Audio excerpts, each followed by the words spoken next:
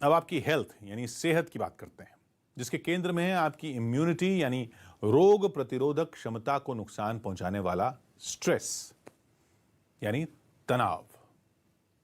America में हाल ही में हुए एक रिसर्च में यह दावा किया गया कि स्ट्रेस की वजह से न सिर्फ आपकी इम्यूनिटी कमजोर होती है, बल्कि आपके बूढ़े होने की रफ्तार भी बहुत तेज हो जाती है। जब किसी के शरीर का इम्यून सिस्टम कमजोर होता है तो उसे हृदय रोग और कैंसर समेत कई तरह की गंभीर बीमारियां होने का खतरा बढ़ जाता है।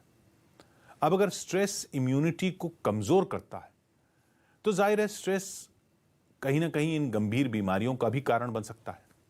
जिस स्टडी का हमने जिक्र किया उसमें 50 साल से ऊपर के 5,744 लोग शामिल थे।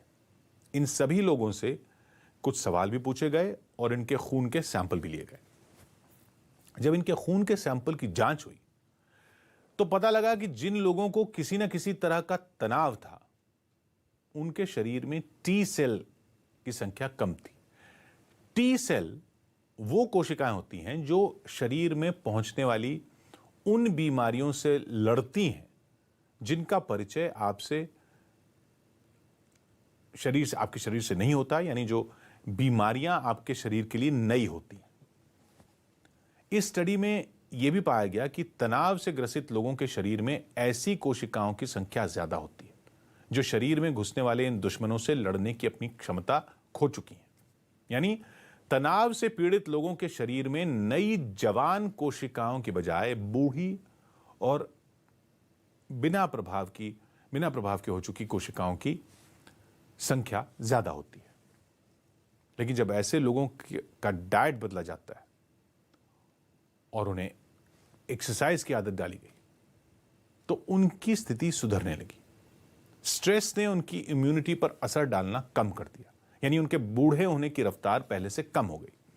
इससे पहले की गई कई स्टडीज भी यह दावा कर चुकी हैं कि तनाव की स्थिति आपकी इम्यूनिटी को 20% तक कम कर सकती है। इंसान के शरीर में तनाव झेलने की क्षमता होती है, लेकिन एक सीमित समय तक।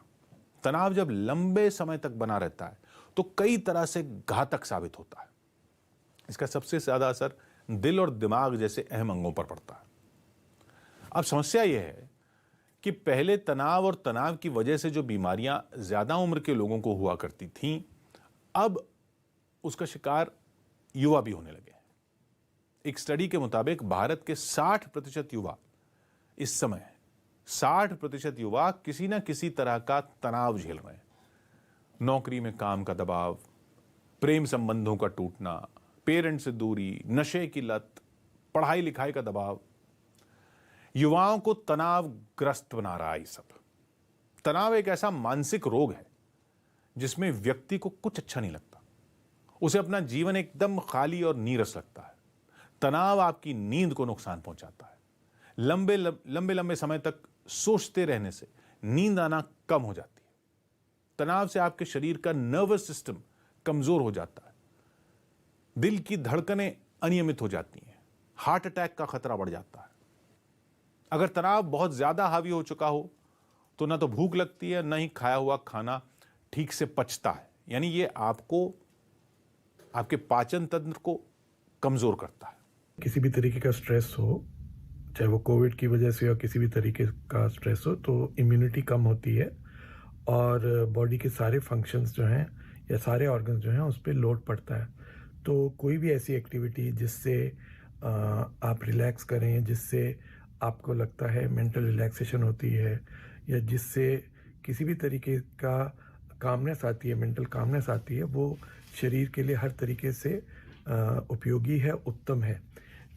कोई भी बीमारी अगर आती है उसको अगर हम पॉजिटिव माइंडसेट के साथ फाइट करते हैं तो उसका रिकवरी का चांस अच्छा हो जाता है। 2018 में हुए एक हेल्थ इंश्योरेंस कंपनी के सर्वे में पाया गया कि 89% भारतीय लगातार तनाव झेल रहे हैं। वहीं दुनिया में लगातार तनाव से जूझने वालों की संख्या 86% है। इसी तरह जनवरी 2019 में भारत में एक स्टडी की गई जिसमें भारत के 120 गांवों में एक सर्वे किया गया और यह पता लगाने की कोशिश की गई कि गर्भवती महिलाएं अगर तनाव लें तो उनके नवजात शिशु पर इसका क्या असर होता है। रिसर्च में चौंकाने वाली बातें सामने आई। पता चला कि अगर मां लगातार तनाव में है तो इसका 12 से 18 महीने के बच्चे पर 5 तरह से असर पड़ता है। बच्चे का कद छोटा रह सकता है, वजन कम रह सकता है, हाथ पैरों की सक्रियता कम हो सकती है, सीखने समझने की क्षमता के साथ साथ भाषाई क्षमता पर भी इसका असर पड़ता है। लेकिन ऐसा नहीं है कि इस तनाव से लड़ा नहीं जा सकता, इससे लड़ा भी जा सकता है और इसे दूर भी किया जा सकता है। इसमें आपकी मदद कर सकती है जादू की झप्पी। 76 लोगों पर की गई रिसर्च में यह सामने आया कि जब तनाव झेल रहे व्यक्ति को कोई प्यार से गले लगाता है तो उसके शरीर में कोर्टिसोल नाम के हार्मोन की मात्रा कम होने लगती है। बढ़े हुए कोर्टिसोल को तनाव की एक बड़ी वजह माना जाता है। 2018 में भी अमेरिका में एक रिसर्च हुई थी जिसमें पता चला कि किसी नकारात्मक घटना या अनुभव का शिकार होने के बाद किसी अपने के गले लगने से व्यक्ति बेहतर महसूस करता है। हम जिस दुनिया में रहते हैं वहां लगभग हर व्यक्ति किसी न किसी वजह से परेशान महसूस करता है। ऐसे में अगर दुनिया बस कुछ क्षणों के लिए एक दूसरे को प्यार से गले लगाने लगे तो शायद एंजाइटी के इस आपातकाल के असर को कुछ हद तक कम किया जा सके। शायद यही वजह है कि अमेरिका समेत कई पश्चिमी देशों में प्रोफेशनल कडलर्स की मांग बहुत तेजी से बढ़ रही है। प्रोफेशनल कडलर्स ये वो लोग होते हैं जो तनाव, डिप्रेशन और अकेलापन झेल रहे लोगों के पास जाते हैं, उन्हें कुछ घंटों तक लगातार गले लगाते हैं। इसके लिए कई बार प्रोफेशनल कडलर्स 15,000 रुपए तक की फीस लेते हैं। वो लोग खुशी खुशी ये फीस दे भी देते हैं। अब तो कई देशों में लोग गाय जैसे जानवरों को भी गले लगाते हैं, जिसे काव कडलिंग कहा जाता है। गाय जैसे जानवरों को भी गले लगाकर लोगों को खुशी का एहसास होता है।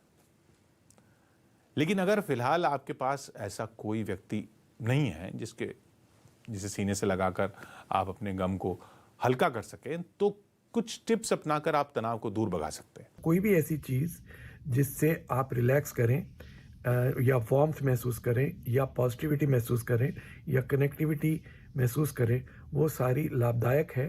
तो जिस चीज़ में आपको एंजॉयमेंट लगे या जिस चीज़ से आपको कामनेस आए, वो शरीर, दिमाग और ओवरऑल हेल्थ के लिए बहुत अच्छी है।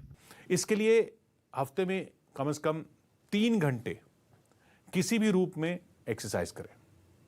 इससे आपका मेटाबॉलिज्म कमजोर नहीं होगा, रोगों से लड़ने की क्षमता बनी रहती है। इसके अलावा हर रोज 7 से 8 घंटे की नींद जरूर लें। अपने खान पान की आदत का भी ध्यान रखें। ऐसा खाना खाएं जो आपके शरीर के लिए बहुत भारी ना हो। जब आपका पेट हल्का होता है तो आपके दिमाग पर पड़ा बोझ भी घट जाता है। इसके अलावा ज्यादा उदासी घेर ले तो किसी अपने से बात जरूर कर लें, उसे अपनी समस्या बताएं।